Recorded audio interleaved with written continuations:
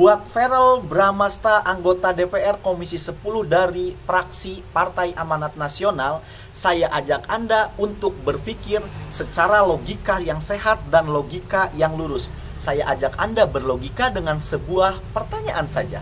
Silahkan jawab pertanyaan saya. Pertanyaan saya adalah, beranikah Anda mengkritisi anak-anak yang masuk pesantren, dimasukkan ke pesantren, sistem pendidikan pesantren, sebagaimana Anda berani mengkritisi anak-anak yang dimasukkan ke barak militer? Kalau Anda berlogika sehat, kalau Anda berlogika lurus, maka Anda harusnya berani juga mengkritik anak-anak yang dimasukkan oleh orang tuanya ke pesantren, sebagaimana Anda berani mengkritisi anak-anak yang dimasukkan ke barak militer. Tetapi kalau Anda tidak bisa mengkritisi anak-anak yang dimasukkan ke dalam pesantren, maka saya ragukan cara Anda berpikir. Saya ragukan logika Anda dalam berpikir. Meskipun Anda lulusan universitas luar negeri kek, apa kek, tapi logika dasar ini silahkan Anda pelajari dulu. Bang, apa hubungannya nih dengan pesantren, dengan barak militer? Begini, setelah saya amati dari sekitar 4 menit video yang diupload oleh Partai Amanat Nasional tentang kritisi Verrel Bramasta terhadap anak-anak yang dimasukkan ke barak militer, kalau kita padatkan, inti dari omongannya Verrel adalah dia merasa sistem pendidikan masuk ke dalam barak militer itu tidak manusiawi. Ada hak-hak anak, ada hak-hak manusia yang dilanggar. Itu intinya. Kenapa dia bisa punya pikiran ke sana? Karena permasalahannya satu. Dia dapat info dari baca. Dia dapat info dari kanan kiri bisikan tanpa dia terjun langsung. Itu masalahnya. Kalau dia terjun langsung, bertanya langsung kepada orang tuanya, bertanya langsung kepada TNI-nya, bertanya langsung pada gurunya, saya meyakini itu tidak akan pernah terjadi.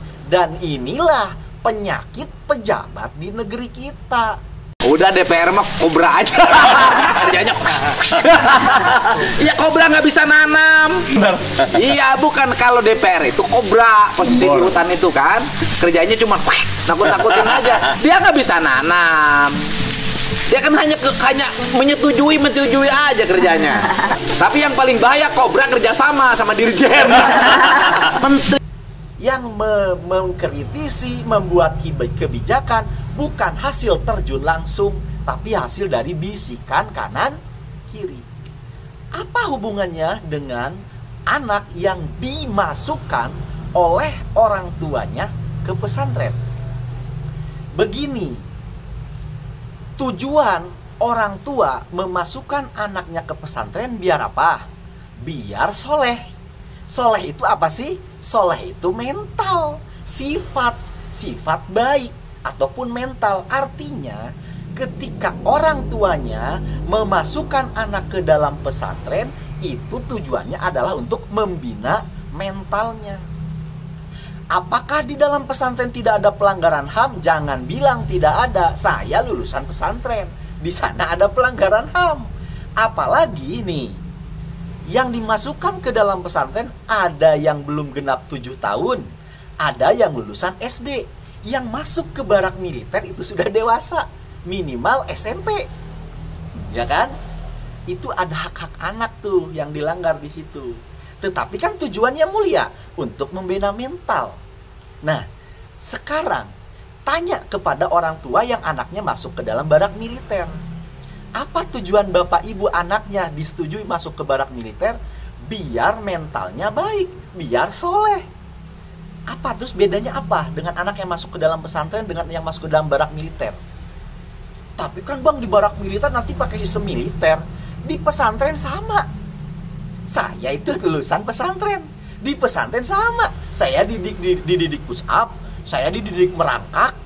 Kalau saya buat pelanggaran, ditendang dada saya sama senior saya. Itu kejadian, itu real. Farrel yang mana tahu, gak bakal tahu cerita-cerita ini. Dia gak pernah terjun ke lapangan, ya kan?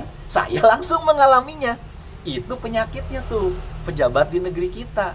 Coba, ya kan, sampai sini. Kemudian yang kedua, fansnya Puji ikut-ikutan nyinyirin, bahkan cenderung fitnah.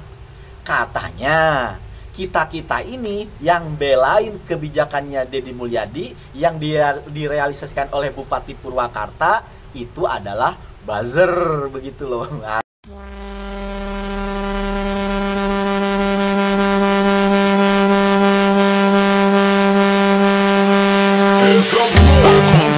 ini nih.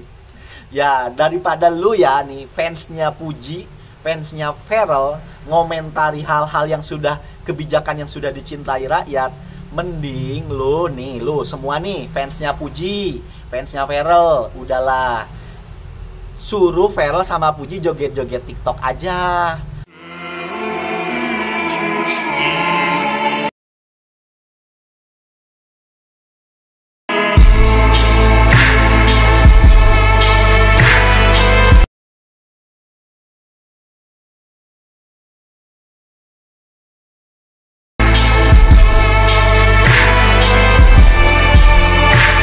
Foto-foto di tempat-tempat mewah tuh, olahraga bowling yang gitu-gitu tuh.